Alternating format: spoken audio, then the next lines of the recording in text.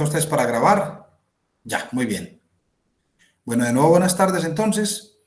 La idea es que vamos a seguir con los contenidos y voy a retomar hoy en el punto en que habíamos dejado la clase presencial, más los elementos o las lecturas y materiales que les he estado haciendo llegar a través del correo electrónico. Recuerden que en la última charla habíamos estado hablando de los elementos propios del Estado. Para que hoy en día se reconozca un Estado en el mundo, désele el nombre que se le quiera dar.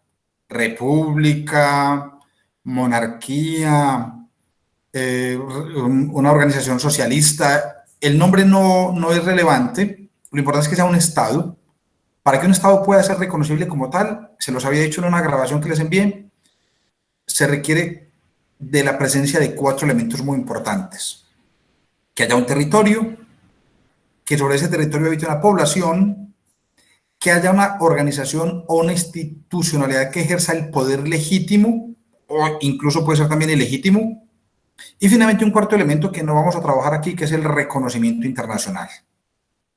De estos 4 elementos, yo hoy me quiero concentrar con ustedes en el segundo, el referido a la población del Estado, ¿cierto? La población del Estado. ¿Quiénes son las personas que viven en un territorio? Entonces, la primera precisión importante es advertir que cuando hacemos referencia a la población, hacemos referencia al grupo o al conjunto de personas de la especie humana. Y esto es muy importante explicarlo o advertirlo por la siguiente razón. Porque dentro de la categoría población no se van a tener en cuenta ni las personas jurídicas ni los que ahora se llaman seres sintientes o las mascotas. Eso pues pareciera como innecesario advertirlo, pero creo que no sobra. Resulta que es que para el derecho no solamente hay personas humanas, también hay personas jurídicas. La Universidad de Antioquia es una persona jurídica. Yo puedo demandar a la universidad, yo puedo celebrar contratos con la universidad. De hecho, yo tengo un contrato celebrado con la universidad, un contrato laboral. Mi patrono es la Universidad de Antioquia. Es una ficción y simplemente el derecho establece unas reglas y unos mecanismos a través de los cuales se determina cómo se puede reconocer una persona jurídica. Hay que, generalmente, por ejemplo, para que tengan una idea, el mecanismo más frecuente para constituir personas jurídicas es el registro ante la Cámara de Comercio previo cumplimiento de una serie de requisitos. Entonces, se cumplen ciertos requisitos y la Cámara de Comercio procede a inscribir la persona jurídica. Confecciones Coquito, limitada, helados el vagabundito, SAS, ¿cierto? Ese tipo de cosas, pues simplemente hay unos procedimientos con los cuales se da personalidad jurídica a una ficción, a un ente, pero nunca se podrá equiparar a persona humana. A los efectos de este curso, por supuesto, lo que nos interesa es la persona humana. Y también, para quien tenga alguna duda, pues quede claro que los animales han ido creciendo mucho en derechos, han ido ganando mucho, más que creciendo en derechos, eso no es muy preciso, han ido ganando mucho en reconocimiento de situaciones a su favor, porque pues realmente los animales todavía no tienen derechos. Entonces se les reconocen algunas circunstancias y se les protege desde el derecho, se les protege.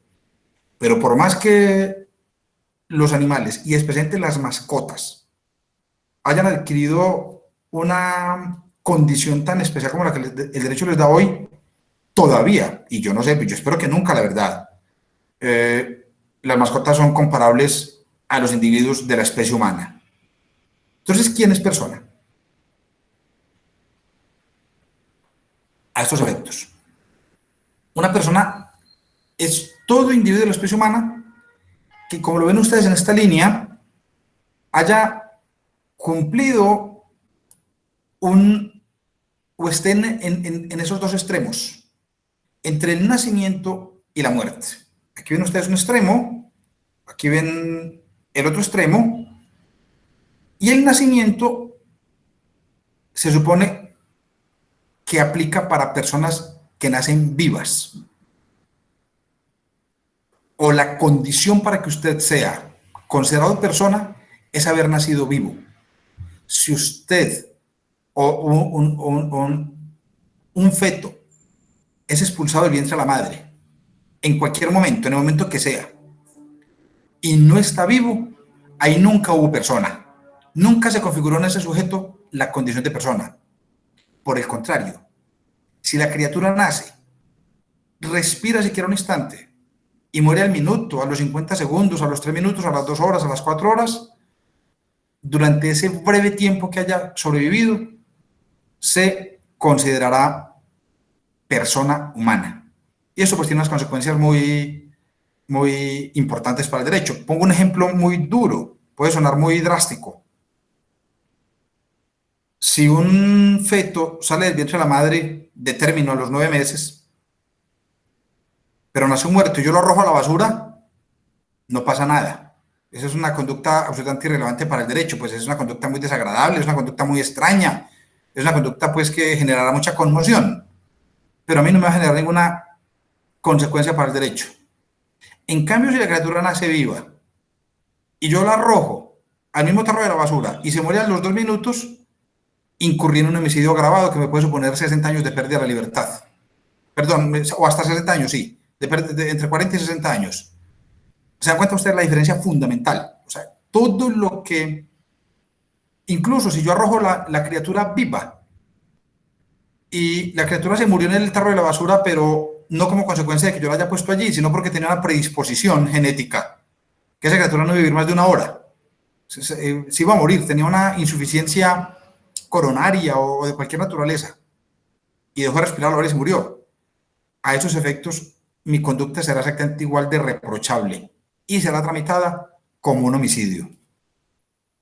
¿Me están escuchando perfectamente? Sí, profe. Perfecto. Es que me excusan porque es que es muy raro, como uno no tiene interlocutor al frente, uno se siente hablando y es muy extraña la sensación, pero ya me iré acostumbrando. Muchas gracias. ¿Alguno más está pendiente por allí? Aparte de ¿quién me respondió? ¿Santiago? Profe, yo. Sí, profe. Bueno, hay 23 personas, veo que hay 23 personas en línea, perfecto, muy bien. Muchas ¿En este momento están viendo la presentación o me están viendo a mí? A todos. ambos. Profe, estamos viendo los dos, la presentación y a usted. Bueno, magnífico. Bueno, perfecto. Muy bien, entonces queda claro, pues, a esos efectos, quién es una persona, ¿correcto? Y finalmente, el otro extremo de la vida de la persona humana es la muerte. Aquí estamos viendo la M de muerte. La vida puede finalizar por cualquiera de estas circunstancias. También avanzo la presentación. Muy bien. La vida de la persona humana puede finalizar por cualquiera de estas 5 modalidades. La primera es la que todos esperamos, la muerte natural. Es una condición absolutamente insuperable. Todos los individuos de la especie humana que nacemos estamos irremediablemente condenados a morir. ¿En qué momento? Al minuto del nacimiento o a los 110 o 115 años, que son tal vez los extremos más altos que conoce la humanidad, ¿cierto? Personas que han vivido 110, 115 años, eso es bastante excepcional. Saben que hoy el promedio de vida en el mundo se sitúa más o menos en los 70 años, la edad promedio de muerte en el mundo. La colombiana está por ahí cerquita. Hay sociedades que la tienen más alta, Japón, 85, otras que la tienen más baja, 55, 60, pero la edad promedio de muerte en el mundo es más o menos 70 años. Todos esperaríamos cerrar nuestro ciclo vital por muerte natural, pero puede ocurrir también que sea por muerte accidental. Muerte accidental causada por nosotros mismos o muerte accidental causada por un tercero. Cuando a mí me atropella una moto, me atropella un vehículo, o alguien deja caer algo desde un piso muy elevado y sin ninguna intención de causar ningún daño. Se le cae accidentalmente a esa persona algo desde un piso elevado y cae sobre mí y me mata. ¿Cierto? Es una muerte accidental. Una muerte accidental hay ocasiones en que puede dar lugar a una investigación por homicidio culposo. Por ejemplo, distingo esto. Si yo soy peatón, estoy en el centro de Medellín, y mi semáforo peatonal está en rojo, y yo me atravieso la calle y pasa un vehículo a alta velocidad y me mata, ahí es una muerte accidental sin una responsabilidad, sin una consecuencia, ¿cierto? La responsabilidad es toda mía. Pero si mi semáforo peatonal está en verde, yo cruzo la calle y paso un carro a alta velocidad y me mata, ahí hay un homicidio culposo. Y esa persona tendrá que enfrentar un proceso ante la fiscalía. ¿Por qué? Porque la culpa se trasladó. La culpa se trasladó de la víctima al tercero. Y en ese caso, entonces, sí podría haberse enfrentado a un homicidio culposo, que es un homicidio que tiene una penalidad bastante menor y que generalmente, de llegar a haber condena, se suele penar con detención domiciliaria. La tercera forma de muerte es la muerte intencional, cuando un tercero, por mano propia o a través de un sicario, acaba con mi vida, ¿cierto? Lo que habitualmente conocemos como homicidio, el homicidio. Esa conducta es una conducta criminal, es una conducta que en Colombia está tipificada con penas de hasta 40 o 60 años. ¿Por qué la diferencia? Porque hay una distinción. Si la muerte violenta ocurre sobre un miembro de la especie humana de género masculino, la pena máxima imponible será de 40 años. Pero si la muerte violenta ocurre sobre un individuo de la especie humana de género femenino, en determinadas circunstancias, no en todas, en determinadas circunstancias la pena podrá ir hasta 60 años. ¿En qué circunstancias? Cuando se logre determinar que esa muerte corresponde a lo que se conoce en el derecho contemporáneo como un feminicidio. Es decir, cuando a esa mujer se le dio muerte por una circunstancia especial en razón de su condición de mujer, en razón de su género o de su sexo. En ese caso, la conducta es mucho más agravada y podrá ir hasta 60 años. La cuarta forma de que la vida humana termine es el suicidio. Esa es una posibilidad muy antigua, siempre ha existido. Sigue siendo alta en el mundo. Curiosamente sigue siendo muy alta y pues es una decisión que finalmente sobre eso el derecho no interviene. Hasta hace unos 80 años el derecho intervenía en eso y tenía una figura, un delito que se llamaba tentativa de suicidio. Si usted se quería suicidar, lo intentaba y no lo lograba, lo metían a la cárcel. Hoy en día no, hoy en día es una conducta que está completamente ajena al derecho. Se considera que cada persona pues no es lo deseable, pero se considera que la persona tiene derecho a decidir sobre su propia vida, solo él. Y finalmente tendríamos una quinta posibilidad de dar término o fin a la vida de la persona humana, que es la eutanasia, y que es una figura de reciente aparición en el mundo y de reciente aceptación en el medio colombiano.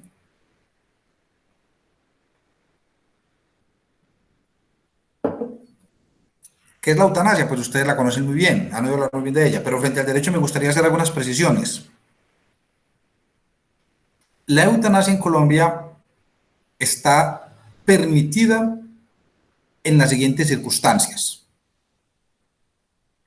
Primera, que se trate de una enfermedad terminal, es decir, que sea una enfermedad que no tenga posibilidad de tratamiento curativo. Segundo, que además de tratarse una enfermedad terminal, la misma esté causando un dolor o un sufrimiento insoportable para la persona. Y tercera, que la persona o quienes tienen la facultad de decidir por él manifiesten clara y expresamente su intención de dar por terminada esa vida. Voy a explicar aquí dos o tres conceptos. En relación con el segundo, sufrimiento insoportable. Hasta ahora se ha pensado que ese sufrimiento tiene que ser de carácter físico, o sea, dolores en el cuerpo,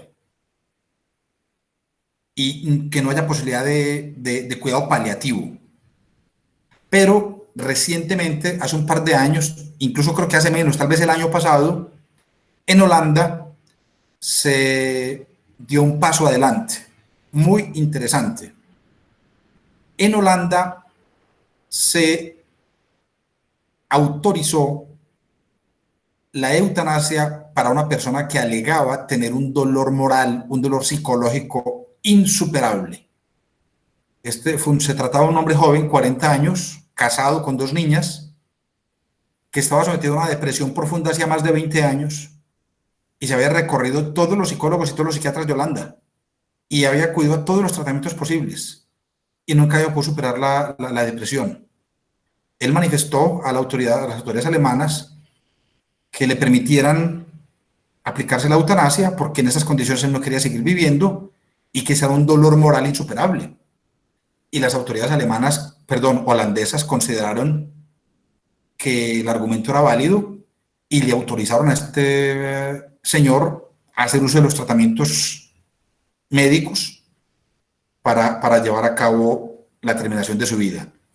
Se me olvidaba un cuarto elemento. La eutanasia no la puedo aplicar yo en la casa, un vecino, un amigo. La eutanasia la puede aplicar un profesional de la salud. Ese sería otro elemento fundamental.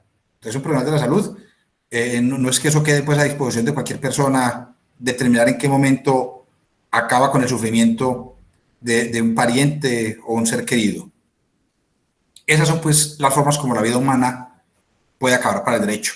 Una vez la vida humana acaba, ¿qué es lo que tenemos? Un cadáver. Y un cadáver pues sí, es un objeto respetable.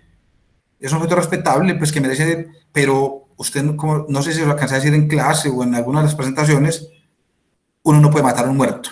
El muerto está. Uno lo que puede es incurrir en una conducta que se denomina irrespeto a cadáveres o ultraje a cadáveres, ese tipo de cosas, pero pues un muerto no se considera persona, y como no hay persona no hay vida, y como no hay vida pues no hay ningún derecho de los que habitualmente se reconocen a los individuos de la especie humana. Ahora bien,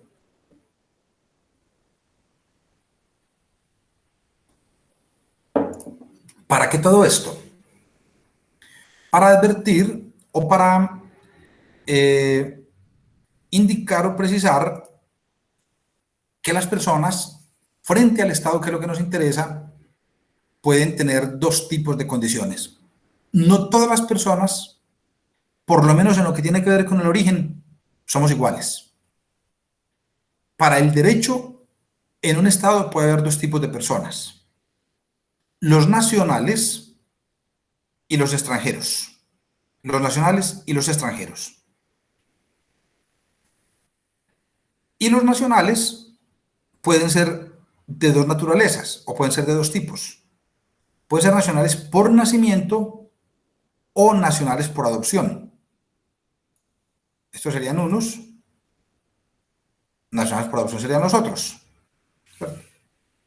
Vamos a ver cada una de estas categorías. Voy a explicarles detalladamente este concepto. ¿Quiénes se consideran colombianos por nacimiento? Y aquí quiero insistir en algo que es muy importante. El nacimiento no tiene nada que ver con el territorio. Eso se llama es naturalidad. Naturalidad. Yo soy natural de. Yo soy natural de Colombia, porque nací en Colombia.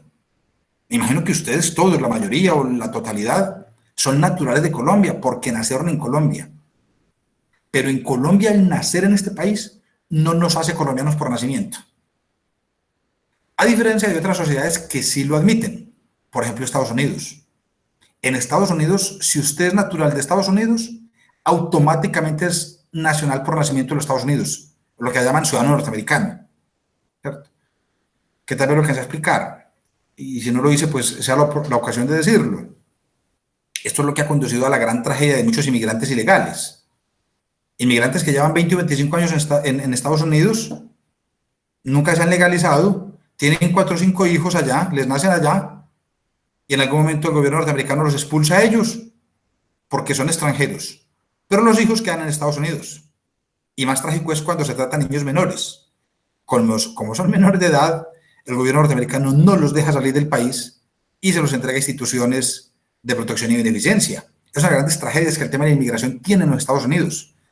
Eso se presenta por esa realidad, porque los hijos de los inmigrantes ilegales por el solo hecho de haber nacido en los Estados Unidos, automáticamente son norteamericanos por nacimiento. En Colombia no ocurre así. En Colombia no ocurre así. Vamos a ver cuáles son las reglas que aplican en Colombia.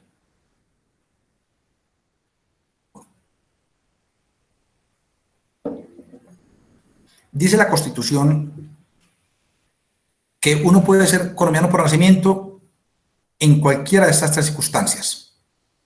Primera, la persona cuyo alguno de sus padres haya sido natural o nacional colombiano. Natural o nacional colombiano. Si yo vivo en Alemania, nazco en Alemania, pero mi papá es colombiano, a mí se me podrá considerar colombiano por nacimiento. Ahí lo que se está haciendo prevalecer es el llamado ius sanguinis, o el derecho a la sangre. ¿Qué es lo que me da a mí mi condición de colombiano? La sangre. Mi padre o mis padres tienen sangre colombiana, por ende yo seré colombiano. Segunda condición. O quien siendo hijo de extranjeros, alguno de sus padres, no los dos, uno solo basta, estuviera domiciliado en Colombia en el momento del nacimiento. Y aquí es muy importante esta expresión domicilio, domiciliado. Domiciliado no es estar de paso, no es estar de tránsito. En el derecho internacional o en este derecho migratorio existe una figura o una expresión que se utiliza con mucha frecuencia. Se llama tránsito, persona en tránsito. Digamos, si yo entro a Estados Unidos por 4 o 5 días, por 6 meses, por un plazo determinado, yo no estoy domiciliado en los Estados Unidos. Estoy allí de tránsito. ¿Por qué? Porque volveré a mi país, ¿cierto? Yo voy a regresar a mi país. O estoy de tránsito o como turista, que es lo que habitualmente se conoce. Yo no tengo ningún vínculo jurídico ni ningún vínculo legal con ese país. El que se domicilia es el que tramita el permiso de residencia. Viene legalmente al país y anticipadamente, antes de llegar al país, solicita, o estando ya aquí en el país, legaliza su permanencia. Eso pues habitualmente se justifica por razones de estudio, se justifica por razones de trabajo o se justifica por razones matrimoniales. No sé si haya más, pero habitualmente son esas tres. Bien porque me ofrecieron un trabajo en otro país, me voy a ir. Bien porque me voy a ir a estudiar. O bien porque me casé con. En ese caso, los países suelen concederte el domicilio para que te establezcas legalmente. Entonces, si soy hijo de extranjeros, pero mis padres están legalmente domiciliados en ese momento en el país, uno de los dos, yo también seré colombiano por nacimiento. En ese caso aplica lo que se llama el ius soli, el derecho del suelo.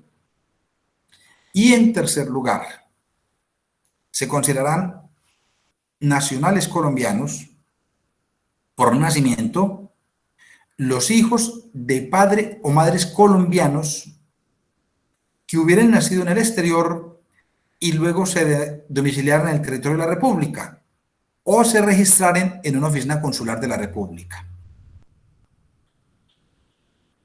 Es lo mismo, mis padres están residiendo en el exterior, yo nazco en cualquier país del mundo, en Uganda, en la India, en Bangladesh, pero mis padres quieren que yo aparezca colombiano. Simplemente en ese caso hay dos modalidades. O van al consulado más cercano y me registran consulado colombiano, como colombiano por nacimiento, o yo en el futuro me domicilio en Colombia y automáticamente adquiero la condición de ciudadano colombiano. Esa es la forma de uno ser colombiano por nacimiento. Quiero que les quede muy claro que una cosa es ser colombiano por nacimiento y otra cosa es haber nacido en. ¿Correcto? Por eso, insisto, es posible que en Colombia tengamos personas que se consideran colombianos por nacimiento y que han nacido en otros países. El ejemplo que yo conozco, pero hay muchísimos más, es el ejemplo de Enrique Peñalosa Camargo. Enrique Peñalosa nació en Nueva York, que fue alcalde de Bogotá. Sin embargo, él es nacional colombiano por nacimiento. ¿Por qué? Porque sus padres eran colombianos y porque Enrique Peñalosa reside en Colombia o en su momento fue debidamente registrado en el consulado colombiano.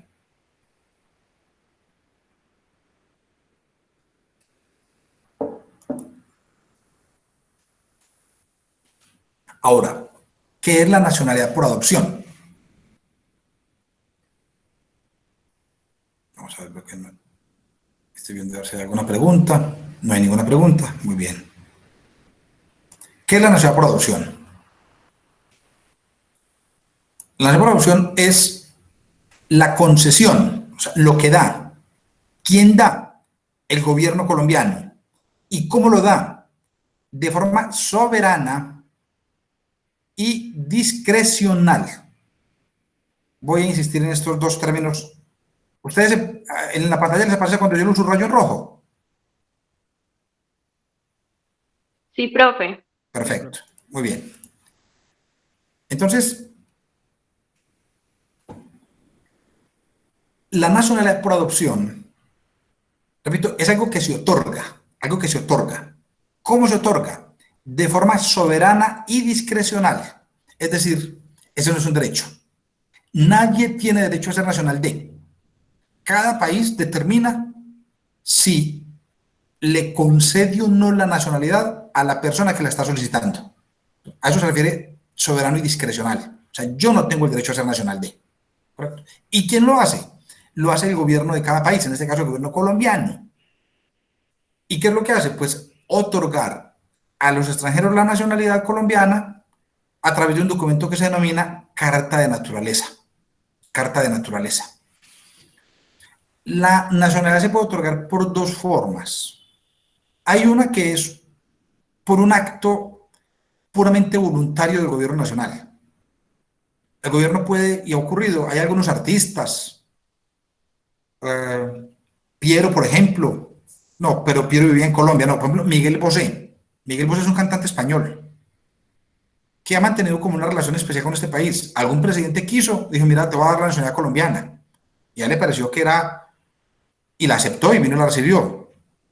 Yo sé que Juan Manuel Santos, cuando fue presidente de Colombia, él le concedió la nacionalidad colombiana a Tony Blair, que era primer ministro de Inglaterra, y son muy amigos. Un acto discrecional del presidente, simplemente un acto de voluntad del presidente. El presidente tiene la facultad de darle la nacionalidad a quien quiera. El asunto es que el otro acepte. Hay mucha gente que en Colombia ha tenido, eso llamaríamos como una especie de nacionalidad por honor. En cambio hay otra que es por cumplimiento de requisitos. Hay personas que se han venido a vivir a Colombia porque ese, claro, el primer requisito es ese, ¿no? Está residiendo en Colombia y ser extranjero. Que se han venido a vivir a Colombia y la piden. Entonces, ¿quiénes la pueden solicitar? ¿Quiénes la pueden solicitar? Los extranjeros que han estado domiciliados legalmente. Recuerden esta expresión, muchachos, domiciliados. Perdónenme. Que han estado domiciliados. Usted puede permanecer en Colombia 30 años, pero si está ilegal, no lleva un solo día a domicilio. El domicilio empieza a contar en el momento en que usted es legal para las autoridades colombianas. ¿Y usted cuándo es legal para las autoridades colombianas? Cuando su permanencia en la República de Colombia ha sido aceptada por el Estado colombiano. Y eso es un trámite que se hace ante una oficina que se llama Migración Colombia. O sea, un extranjero no puede llegar a Colombia a establecerse. Como nosotros como colombianos tampoco podemos ir a ningún país a establecernos. Ahí hay un fenómeno en el derecho internacional que se llama expulsión. Cuando yo estoy ilegalmente establecido en un país, ese país tiene el derecho a expulsarme de nuevo a mi país de origen, expulsarme. ¿Correcto? Entonces, el domicilio, repito, está asociado a que yo haya hecho los trámites necesarios para que a mí me hayan permitido establecerme legalmente en el país. Y reitero, ¿cuáles pueden ser los casos? Los más conocidos son porque me vine a trabajar, porque me vine a estudiar o porque contraje matrimonio con una persona de nacionalidad colombiana.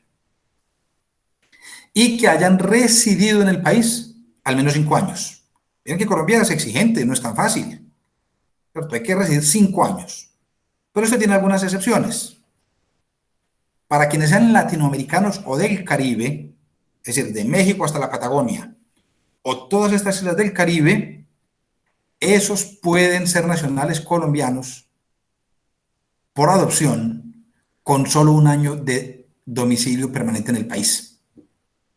Si no, un venezolano que haya pedido, se haya domicilio, no, pues aquí tenemos dos tipos de venezolanos, ¿no? Realmente tendríamos tres tipos de venezolanos, de los 4 millones que se calculan en Colombia en este momento. Cálculos, no sé cuántos sean. Están los que están puramente ilegales. Puramente ilegales. O sea, son venezolanos que nunca han tenido un vínculo con Colombia, ninguno, más allá del de la vecindad. Y entraron ilegalmente por la frontera y están trabajando ilegalmente. Muchos. Hay otro segundo tipo de venezolanos. Yo tengo una amiga que solicitaron permiso de trabajo, se los concedieron, están domiciliados en Colombia y con el transcurso de un año pueden pedir la nacionalidad por adopción. Y habría un tercer tipo de venezolano muy interesante. Todos aquellos que vienen y que son hijos de colombianos que emigraron hace 40 y 50 años a Venezuela. Esos venezolanos, si acreditan que su papá o su mamá era colombiano, con el solo hecho de entrar a Colombia y decir que se van a domiciliar aquí, pueden automáticamente pedir la nacionalidad colombiana. Son tres situaciones distintas. El que está completamente ilegal, el que siendo venezolano puro se domicilia legalmente y con un año puede ser nacional colombiano por adopción, y aquel que siendo venezolano tiene vínculo de sangre con Colombia y puede solicitar la nacionalidad por nacimiento. Oiga con esta diferencia, muchachos, ojo, esos que son hijos de padre o madre colombiana y vivían en Venezuela y se vinieron, pueden pedir la nacionalidad por nacimiento. En cambio, otros venezolanos que no tienen ningún vínculo de sangre con Colombia y se domicilian legalmente en Colombia, también podrán llegar a ser colombianos, nacionales colombianos, pero solo por adopción. Ahora te voy a explicar la diferencia, es bien interesante.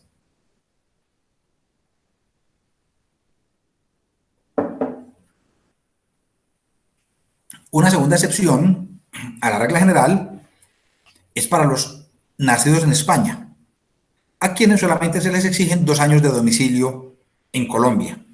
Esto es un régimen pues, especial que se concede por razones históricas, razones culturales, nuestro vínculo de lengua, nuestro vínculo histórico pues, con España es muy fuerte y el Estado colombiano quiso dar esta excepción, ¿cierto? Eso es una libertad que tiene el Estado colombiano, mañana la puede quitar. Y por último, la nacionalidad aplica para los extranjeros que hayan contraído matrimonio, ojo, o miren esto, o sean compañeros permanentes. Eso es bien importante, muchachos. ¿Por qué? Ustedes saben que hasta hace unos años en Colombia, el único vínculo legal para constituir familia era el matrimonio religioso o civil. Antes, mucho más atrás, el único vínculo legal era el matrimonio religioso y exclusivamente el católico. Antiguamente el matrimonio en Colombia solamente era matrimonio católico. A partir de 1975 se incorporó matrimonio católico o civil. A partir de hace unos 15 años en Colombia puede ser matrimonio religioso, no solamente católico, cualquier otra denominación, matrimonio civil o unión permanente.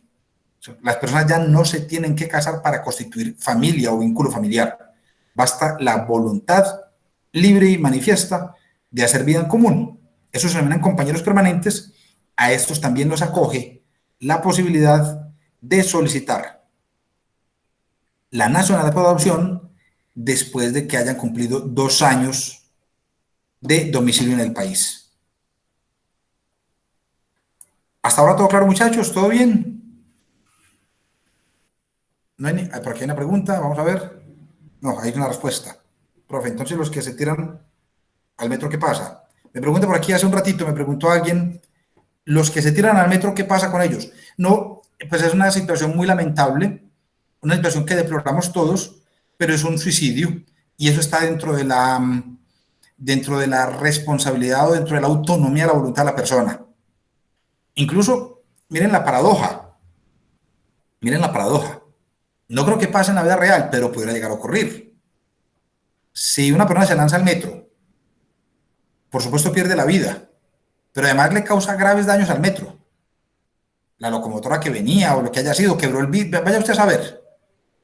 Curiosamente, lo que podría haber es una responsabilidad para los herederos de esa persona. Si esa persona dejó bienes y el metro quiere demandar la reparación de los daños que ese suicida causó, lo puede hacer. Sería muy, no creo que en la vida práctica vaya a ocurrir, pero podría llegar a ocurrir, ¿cierto? Sí, eso es una forma de suicidio muy extraña, pues, pero está dentro de lo que cabe, pues las personas, uno no entra a cuestionar o a juzgar o emitir opinión sobre eso, pero no hay ninguna responsabilidad jurídica para nadie, ni para el metro ni para nadie. Por supuesto, muchachos, yo he estado mirando aquí el chat, si alguno tiene alguna pregunta o quiere que le abra el micrófono, tampoco tengo ningún problema, para que vamos interactuando y vamos haciendo más dinámica la clase. No hay ninguna pregunta hasta ahora. Vuelvo y reitero, todo perfecto. ¿Se está oyendo bien? Sí, una pregunta, pero no es con esto, es con un documento que usted había dejado. Discúlpame, por favor, que no te escucho bien. Dame un segundo, voy a subir el micrófono mío. Voy a subir mi micrófono. Ahí sí, dale, por favor. Pues una pregunta con los documentos que usted ha mandado. Según pues, la clase, incluso el nuevo documento, nada más se constituyó nada más se ha dado una constitución en Estados Unidos, la de 1786, si no ando muy mal. 1787. ¿Y por qué la de 77 no? Mira, porque el proceso, una breve, entonces hagamos una pequeña pausa para explicar este tema. Realmente, el Acta Confederal de 1777 no fue una constitución en estricto sentido. Ese fue un acuerdo previo que las 13 colonias celebraron para tomar algunas decisiones y organizar algunos aspectos, pero no fue una constitución en estricto sentido. Por eso no se le considera una constitución. Eso fue realmente fue un tratado confederal. Un tratado confederal, y un tratado confederal se tramita por el derecho internacional, no por el derecho constitucional. Por eso está claro para todos los constitucionalistas y los historiadores de la Constitución en el mundo que la primera Constitución es la de Filadelfia de 1787, que es la que crea este país con las instituciones que todavía tiene y con los derechos que esencialmente todavía tiene. Permítanme, les hago esta observación.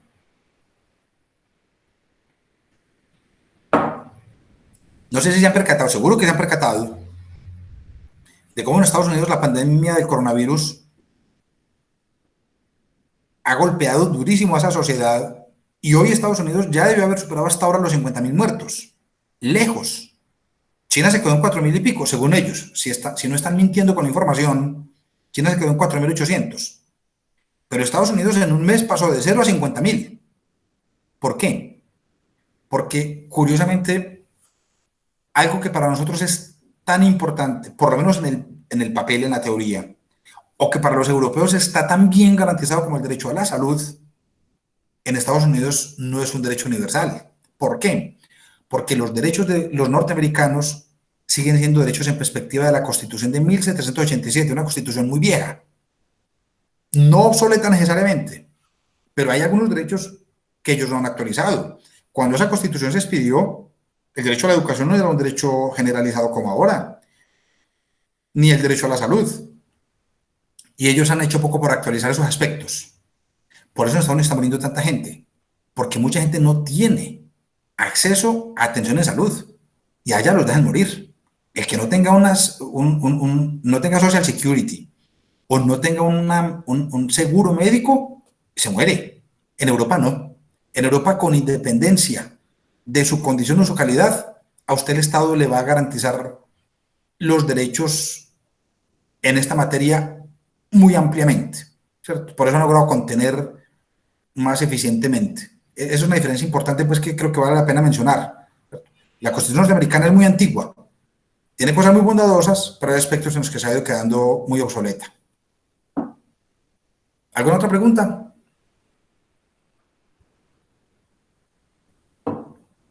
Muy bien.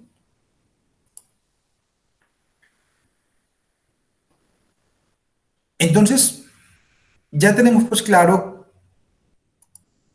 ¿quién es persona? Y advierto, y no lo dije ahora, a ese efecto es importante saber que en la calidad de persona no hay distinción de ninguna naturaleza, ni de sexo, ni de edad, ni de religión, ni de condición étnica, nada. Aquí en Colombia no hay ninguna consideración. Persona humana es cualquier miembro de la especie humana. Cosa distinta es que ella sea nacional, ahí sí ya discriminamos o distinguimos. Y vamos a ver una segunda distinción. Una cosa es ser persona, otra cosa es ser nacional y otra cosa es ser ciudadano. Ciudadano. ¿Quiénes son ciudadanos en Colombia? Para uno ser ciudadano en Colombia hay que cumplir 3 condiciones. Primero que todo hay que ser nacional colombiano, por nacimiento o por adopción, no importa. Ahí no hay distinción. Una persona que sea nacional por nacimiento o uno que sea nacional por adopción tendrán la misma vocación para convertirse en nacionales colombianos, perdón, en ciudadanos colombianos. Segundo, hay que ser mayor de 18 años. Yo creo que yo les había alcanzado a decir que esta edad de la mayoría de edad, esta mayoría de edad, la determina cada estado autónomamente. Por ejemplo, Colombia. Colombia tiene determinado que la mayoría de edad actualmente se ejerce a partir de los 18 años, pero hasta 1975 y durante siglo y medio, en Colombia la ciudadanía se ejerció únicamente a partir de los 21. Y más distinciones. Hasta 1954, en Colombia solamente eran ciudadanos los varones mayores de 21 años. Es decir, la mujer estuvo excluida de la ciudadanía hasta 1954, hasta hace 60 años. Y en el siglo XIX estaban excluidos de la ciudadanía los afrodescendientes y los indígenas. Entonces el concepto de ciudadano era muy restringido, muy restringido. Hoy el concepto de ciudadano es muy universal. Es cualquier persona mayor de 18 años que además sea nacional colombiano. Pero hay una tercera condición.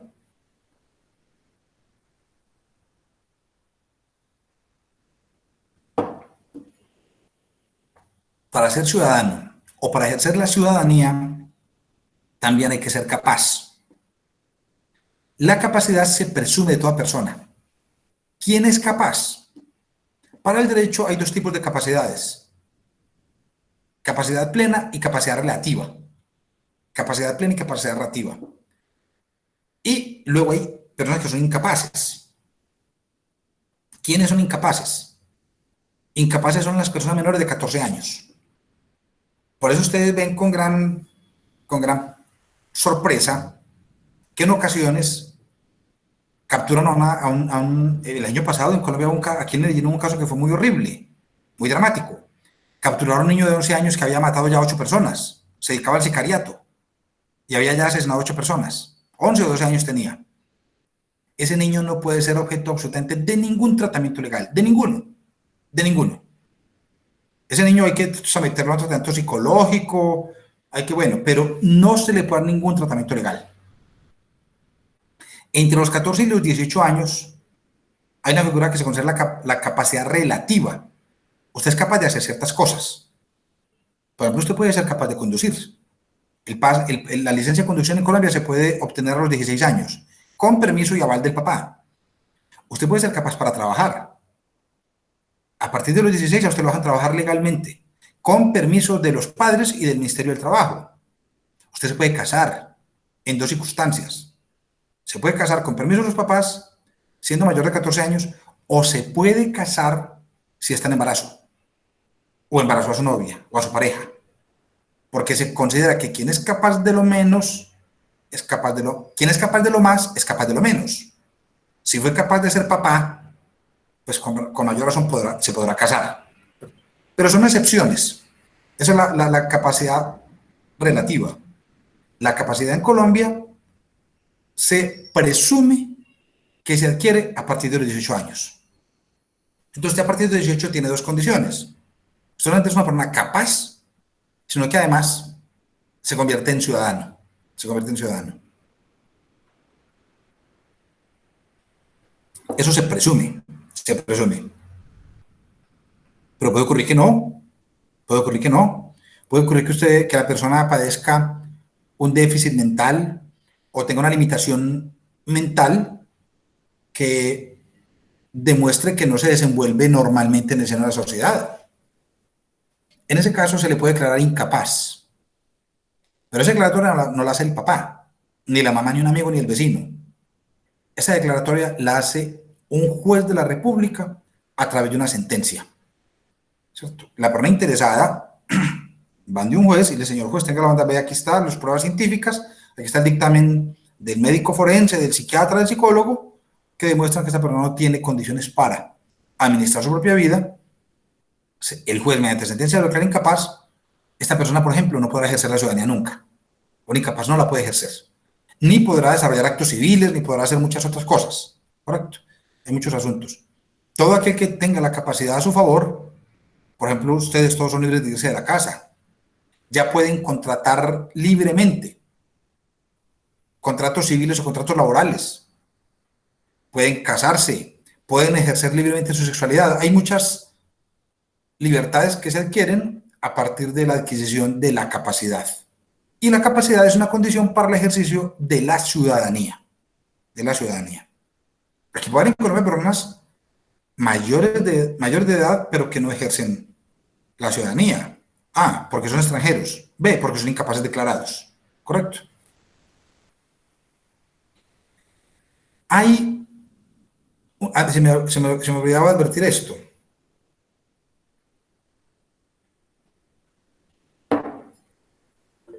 Sí, por favor, Daniel, dime. Profe, entonces, si una persona tiene sexo con alguien que sea mayor de 18 años, pero judicialmente sea incapaz, entonces está cometiendo un delito. Sí, señor. Efectivamente, Daniel, gracias por la pregunta. Efectivamente. Ese es un delito que además está agravado. Porque la relación sexual tiene una condición, Daniel, y es que tiene que haber consentimiento. Tiene que ser consentida. Entonces, es un tema muy interesante del derecho colombiano frente a que yo he tenido algunas objeciones. En Colombia esa capacidad para consentir el sexo se presume a partir de los 14 años. Imagínate tú, con la edad que yo tengo, por ejemplo, es un ejemplo que voy a poner que es absurdo y grotesco, pues ridículo. Pero si yo mañana saliera con una niña de 14 años y un mes y tuviéramos relaciones sexuales, esa conducta para el derecho sería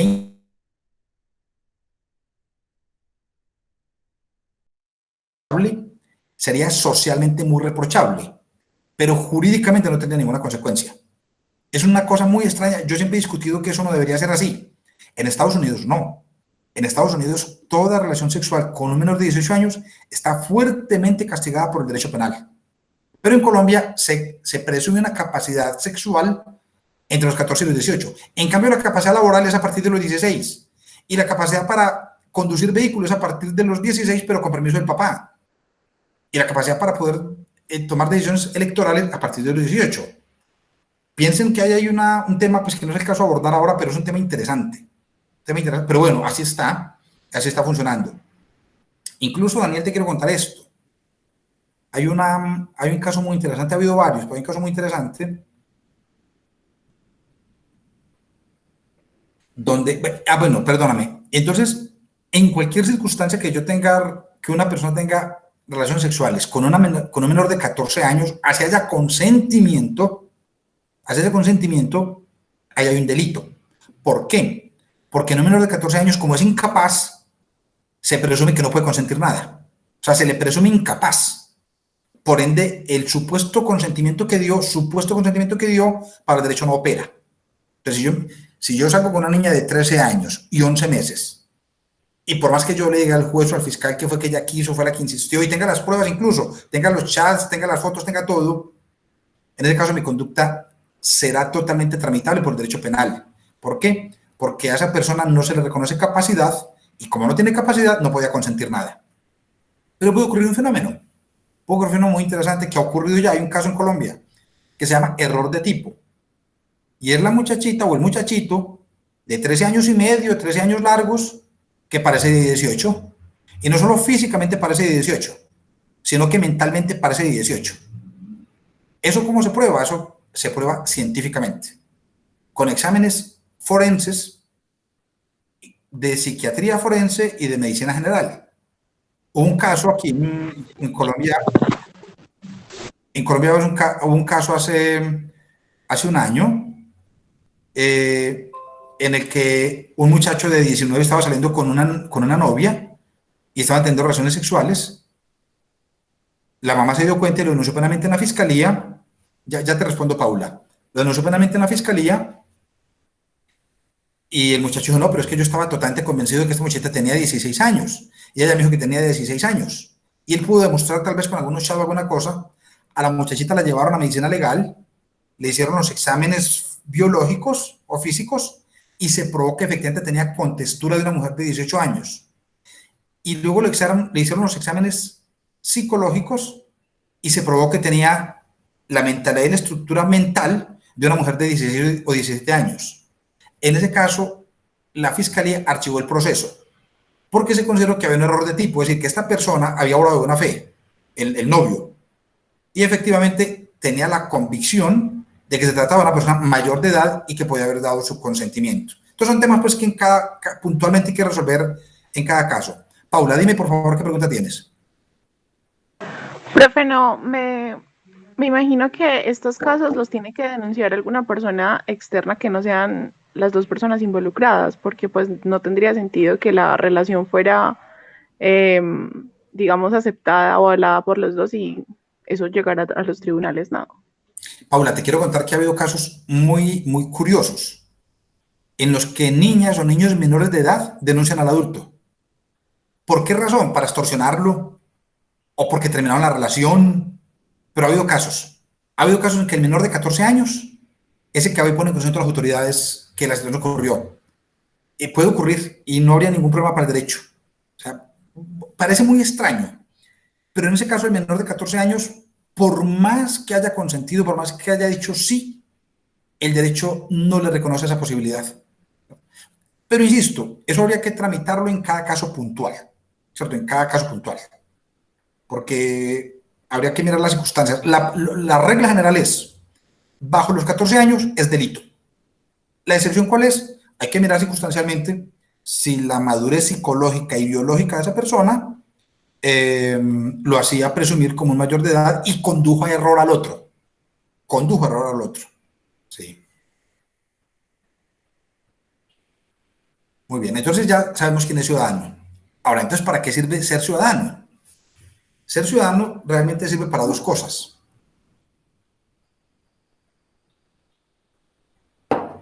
O la ciudadanía es muy importante para que nosotros podamos ejercer nuestros derechos políticos. Nuestros derechos políticos. Allí hace un comentario Daniel curioso, pues dice Daniel que le va a la novia de tres y verá cómo le va. Muy bien.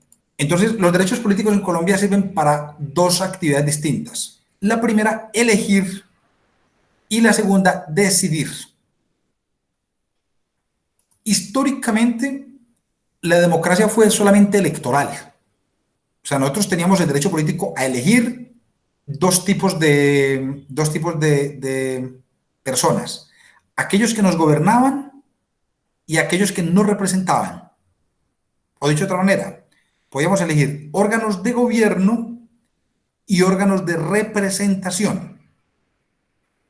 Pero nuestra actual constitución vigente, la Constitución de 1991, dijo que nuestra democracia no era una democracia simplemente electoral o una democracia representativa, sino que la nuestra era una democracia participativa.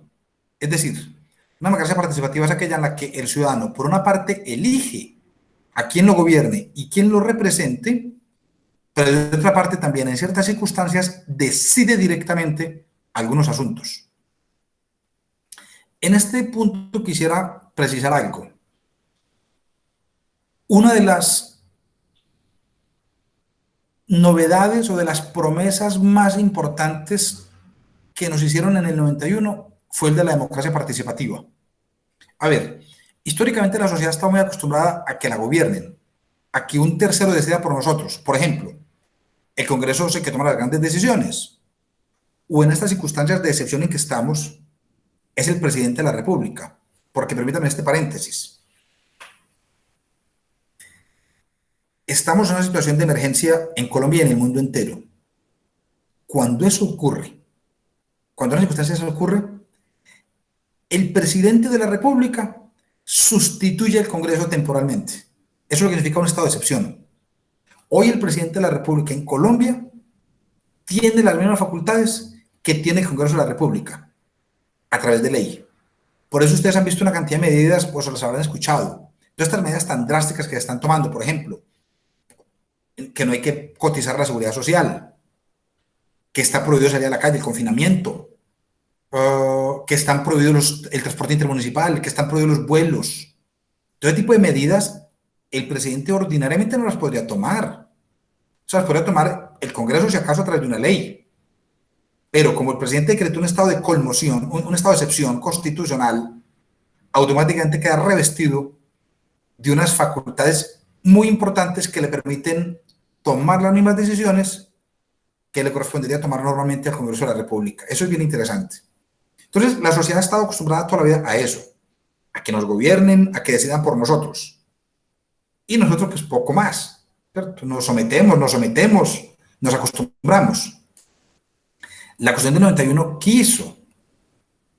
quiso que realmente el ciudadano colombiano se convirtiera en un partícipe activo, en un partícipe directo, en un protagonista de la vida política del país. Pero como creo que eso se alcanzó a decir en alguna de las charlas o algún espacio, esta es una de las grandes frustraciones de la Constitución de 1991. Voy a anunciar. ¿Qué elegimos los colombianos? Entonces, si yo soy un ciudadano colombiano, yo tengo derecho a elegir o circunstancialmente también a ser elegido. ¿Qué elegimos? De un lado, elegimos órganos de gobierno. ¿Qué órganos de gobierno? Elegimos alcaldes municipales para un periodo de 4 años, reelegibles indefinidamente, pero no inmediatamente. ¿Qué es eso? ¿Qué es eso de que son reelegibles indefinidamente, pero no inmediatamente? Eso significa que ellos, una vez terminan su periodo de gobierno, están por fuera un periodo del que sigue y pueden volverse a presentar las veces que quieran hacerlo así. Yo soy alcalde ahora, en el que viene no. Soy alcalde otra vez, en el que sigue no. Soy alcalde otra vez, en el que sigue no, y así sucesivamente. Yo entiendo que en Colombia ya hay alcaldes que se han hecho elegir hasta 4 veces. En mi pueblo particularmente, yo soy de pueblo. En mi pueblo hay un alcalde que se hizo elegir 3 veces. Y pudiera haberse hecho elegir 4, 5, 6 veces, las que le den. ¿Cierto? La reelección es indefinida. Pero tiene que ser intermitente, no puede ser inmediata. Gobernadores departamentales, los elegimos directamente. Nota, ¿desde cuándo elegimos nosotros alcaldes en Colombia? Eso no es tan antiguo. Nosotros estamos eligiendo alcaldes en Colombia desde 1988. Hasta 1988, los alcaldes de los municipios los nombraban los gobernadores de los departamentos. Y a los gobernadores de los departamentos los nombraba el presidente de la República. Hágame el favor. ¿Ustedes se imaginan cómo sería el Estado colombiano hasta 1988? Entonces, ¿cuándo se decidió que elegíamos alcaldes? Se decidió en 1986 con una reforma que hubo a la Constitución. Y se hizo operativo en 1988 cuando, en virtud de esa decisión, elegimos los primeros alcaldes populares en Colombia.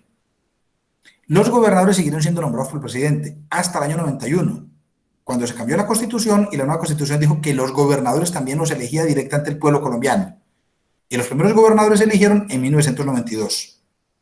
Pero hasta esa época el sistema funcionaba así.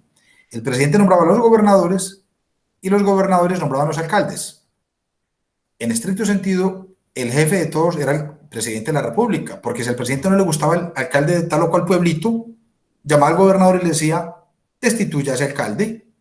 Y si el gobernador no, negado, no lo hacía, pues el presidente destituía al gobernador. Eso era facilísimo. El presidente era un sujeto muy poderoso. Lo sigue siendo mucho todavía. Pero en aquella época el presidente gobernaba el país completamente. Ahora ustedes han visto, por ejemplo, como que Eva López le saca las uñas a Iván Duque, le contesta, le riposta, se le opone a decisiones.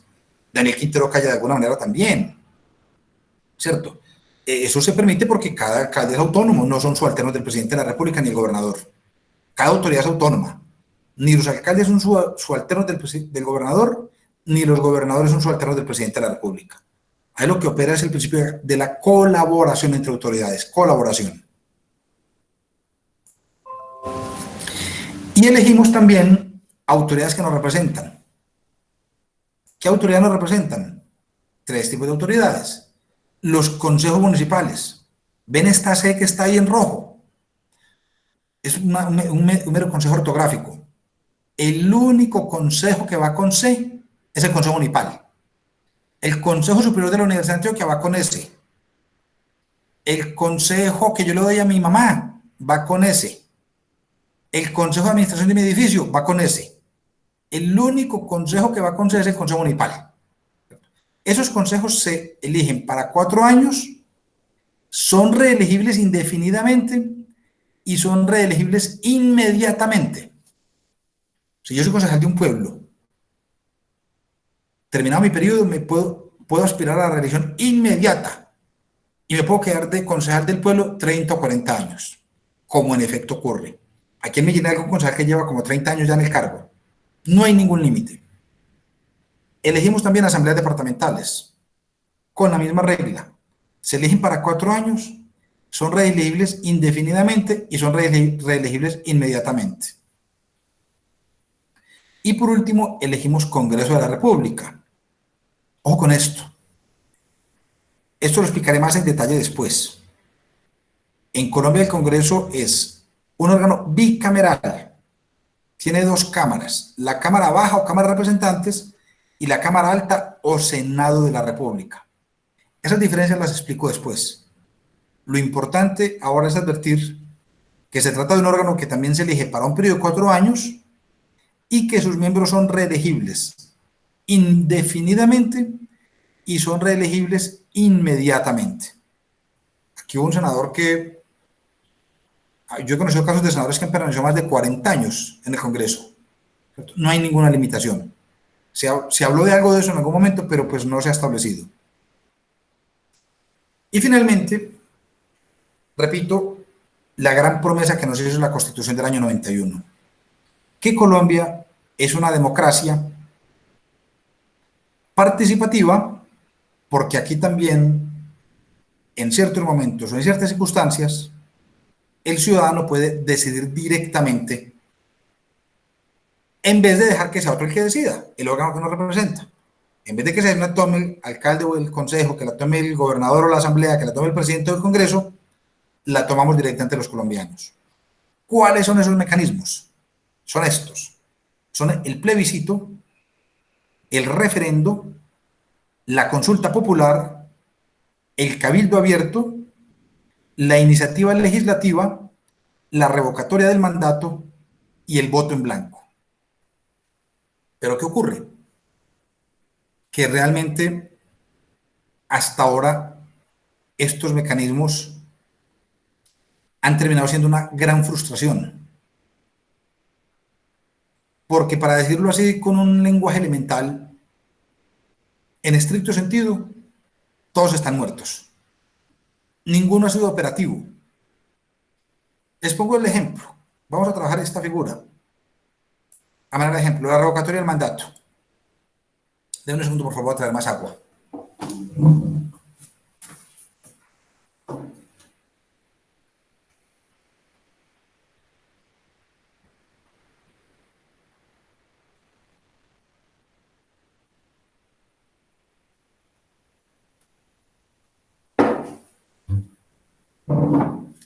La revocatoria del mandato. ¿Qué es la revocatoria del mandato? La revocatoria del mandato es un mecanismo a través del cual, solo para alcaldes y gobernadores, solo para alcaldes y gobernadores. Me pregunta una estudiante que si voy a mandar clase por correo. Sí, voy a ver, aquí dice que está grabando, voy a ver si soy capaz al final de recuperarla, pues espero no perderla, pero aquí dice que está en pantalla, está grabando, entonces yo espero recuperarla y se las envío de correo con mucho gusto o la subo a la plataforma. Bueno, dice aquí que me llegará directamente a correo. Me dice un estudiante, ¿me llega directamente a correo? ¿El mismo sistema me la manda a mí directamente? Bueno, esperemos que sí. Yo insisto, dice que al Drive, perfecto, muchas gracias. Estoy novato todavía en esto. Apenas me llegue, yo la bajo y se las comparto con mucho gusto. Entonces, les decía, la revocatoria del mandato. La revocatoria opera únicamente para dos tipos de funcionarios elegidos. Para alcaldes y gobernadores. No aplica para nadie más y sobre todo no aplica para el presidente de la República. Resulta que nosotros, cuando elegimos alcaldes y gobernadores, y lo acabamos de hacer ahorita en octubre, hace 6 meses, nosotros en estricto sentido no estábamos votando por el candidato, ni por Daniel Quintero, ni por Claudia López, ni por Ramos, no. Nosotros estábamos votando ahora por un programa de gobierno. Se supone que ellos cuando inscribieron la candidatura, inscribieron un programa de gobierno. Entonces el que ganó en octubre no fue Daniel Quintero Calle, el que ganó fue su programa de gobierno, o ganó Daniel Quintero Calle con un programa de gobierno. Ocurre, y eso da lugar entonces a una figura muy interesante que se llama mandato imperativo. ¿Por qué? Porque Daniel Quintero Calle tiene que hacer como alcalde de Medellín en estos 4 años lo que él dijo en su programa de gobierno que iba a hacer. Él lo tiene que hacer. Eso no es una posibilidad, es un mandato imperativo, es una orden. Cuando yo voté por él, le di la orden de que cumpliera ese programa de gobierno. Entonces, la revocatoria de mandato, ¿qué es? Es simplemente eso. Si transcurrido un año, los ciudadanos verifican que el alcalde o gobernador no está cumpliendo con el programa de gobierno, pueden iniciar los trámites para que se le revoque el mandato a través de otro proceso electoral. O sea, se convoca la ciudadanía, igual que para la elección, se convoca y la gente va y vota si revoca o no al mandatario. Pues les quiero dar este dato. Desde que esta figura está vigente en Colombia, ella se creó en el año 91, pero se reglamentó solo en el 94, porque la Constitución dijo, se crea esta figura, pero la ley tenía que reglamentarla y decir cómo se hacía operativa. Entonces se creó en el 91, se hizo operativa en el 94. Desde que la figura está operativa, en Colombia ha habido más o menos unas 8.000 elecciones de alcaldes y gobernadores. Más o menos, el año pasado elegimos 1.100 alcaldes y 32 gobernadores. Pero eso está operando así desde el año 94. Multipliquen 1.150 por unos 6 o 7 veces que se ha podido hacer. Eso son 8.000 periodos.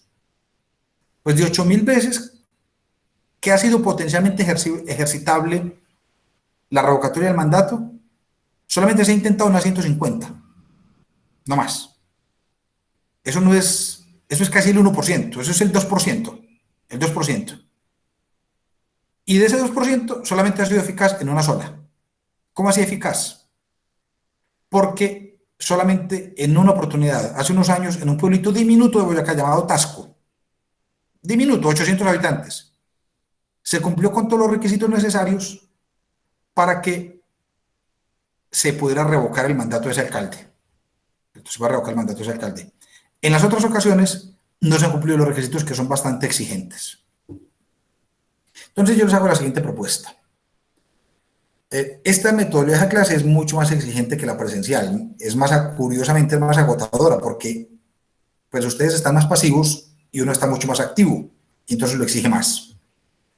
Entonces yo les propongo que dejemos aquí, nos veríamos la semana entrante a la misma hora y yo les voy a enviar un documento corto que explique bien estos mecanismos de la democracia participativa, los que les enuncié, estos que están aquí en la presentación, para que ustedes los puedan estudiar, porque tratar de explicarlos aquí verbalmente es más complicado. Y la semana entrante yo trato de recoger algunas inquietudes y las resuelvo y seguimos con otro tema. Yo creo que por hoy es... sí, por favor, Daniel, dime la pregunta. Profe, qué pena, yo llegué tarde a la clase, entonces no sé si tal vez ya hablaron acerca de cómo va a ser el método evaluativo. No, Daniel, no lo hemos definido. Pues hombre, yo había propuesto hacer unas 2 o 3 evaluaciones. Lo que pasa es que ahora sí, forzosamente tocará hacerlas de forma virtual, ¿cierto? Las tenemos que hacer virtual. Yo para la semana entrante les voy a proponer de pronto que hagamos una primera previa pequeña a ver cómo nos va. La fijamos, ¿les parece bien? Y hacemos un par, hacemos unas 2 o 3 y toca hacerlas virtuales porque no hay otra forma. ¿Saben que las unidades van a... ¿Para cuándo, profe, la evaluación? La semana entrante nos ponemos de acuerdo que ya la hacemos, ¿les parece? La concertamos. ¿Les parece bien? Ah, está bien, Perfecto. la semana que viene. Pero entonces tú nos explicarías todo, ¿cierto? Lo que entraría y demás. Sí, claro, que por supuesto, clarísimo. Definimos Ah, bueno, bien qué documentos entran y qué clases entran, no se preocupen. está bien, profe, muchas gracias. Bueno, profe, bueno, muchachos, espero que la experiencia haya salido más o menos interesante. No sé cómo les está yendo con otras clases. Profe, Sí, una pregunta antes de que termine con este tema. tranquilo. La presidencia de la República dice que es absolutamente prohibida su reelección y hay presidentes que pues tuvieron 8 años. Sí. A ver, ¿cómo es tu nombre? Nicolás, Nicolás. Mira, Nicolás, realmente te explico cómo ha sido la historia colombiana. Hasta 1991, en Colombia era el sistema de reelección intermitente. Es decir, el presidente de la República terminaba su periodo, estaba por fuera 4 años u 8, los que quisiera, y en cualquier momento podía presentarse a una reelección. Eso ocurrió algunas veces. En 1942, Alfonso López Marejo fue presidente entre 1934 y 1938. Estuvo por fuera del 38 al 42, pero se hizo reelegir en el 42 otra vez. ¿Cierto? Entonces, casos históricos hay. La Constitución del 91 dijo que se prohibía absolutamente la reelección. Dijo, no se puede reelegir ni una sola vez a nadie. El que sea presidente nunca jamás podrá volver a hacerlo. Pero el presidente Uribe, en el año 2004, siendo él ya presidente de la República, logró que se reformara la Constitución para que se permitiera la reelección inmediata por una sola vez. ¿Correcto? El Congreso lo aprobó y en el 2006 el presidente Uribe se hizo reelegir inmediatamente por una vez. Luego intentaron cambiar otra vez la Constitución para que la reelección fuera inmediata hasta por 2 veces, para que Uribe pudiera ser candidato en el 2010 y se quedara hasta el 2014. Pero esa segunda propuesta de reforma no salió adelante, esa reforma se quedó en mero proyecto. Entonces Uribe se tuvo que ir en el 2010. Pero cuando Uribe se va, la norma que decía que el presidente se reelegía por una sola vez estaba vigente. Entonces Santos la aprovechó y se hizo reelegir en el 2014. Pero Santos mismo, en el 2015, una vez ya estaba reelegido, promovió una reforma a la Constitución que prohibió otra vez absolutamente la reelección del presidente de la República. Entonces, lo que hay hoy en Colombia es que lo que está hoy vigente en el 2020, yo no sé mañana qué vaya a pasar, pero hoy, 2020, lo que la Constitución dice es que el presidente de la República no se puede reelegir bajo ninguna circunstancia para otro periodo. ¿Te queda claro, Nicolás, la inquietud? sí, pues muchas gracias. Con mucho gusto. ¿Alguna otra pregunta, alguna otra inquietud, alguna sugerencia? Sí, por ejemplo, creo que en el documento que usted nos mandó decía que un alcalde o un funcionario público no podía ser funcionario público un año, pues si durante ese año anterior había ejercido ese cargo. Pero, por ejemplo, si renuncia tampoco le podría ejercer el cargo de presidente. No sé si me hago entender. Por ejemplo, si en estos momentos hubiera reelección de presidente por cualquier motivo, no sé, Sí, y Claudia sí. López o Daniel Quintero renunciaran, podían. Lo persiguen las inhabilidades, lo persiguen las inhabilidades. O sea, es decir, así yo renuncie, las inhabilidades que están previstas para el cargo siguen estando vigentes. Eso incluso hubo que hacerlo precisamente por eso, porque mucha gente renunciaba al cargo para evitar la inhabilidad. Entonces dijo, no, así usted renuncia al cargo, la inhabilidad que existe lo persigue. O sea, se mantiene vigente, la inhabilidad se mantiene vigente así usted renuncia al cargo. ¿Queda claro? Sí, profe, gracias. Perfecto. Bueno, entonces, muchachos, muchas gracias. Yo no tengo que hacer nada para que la clase grabe, automáticamente ya él me la va a mandar, ¿cierto? Esperemos que así sea. Muchas gracias, nos vemos la semana entrante entonces. Felicidades. Hasta luego. Luego.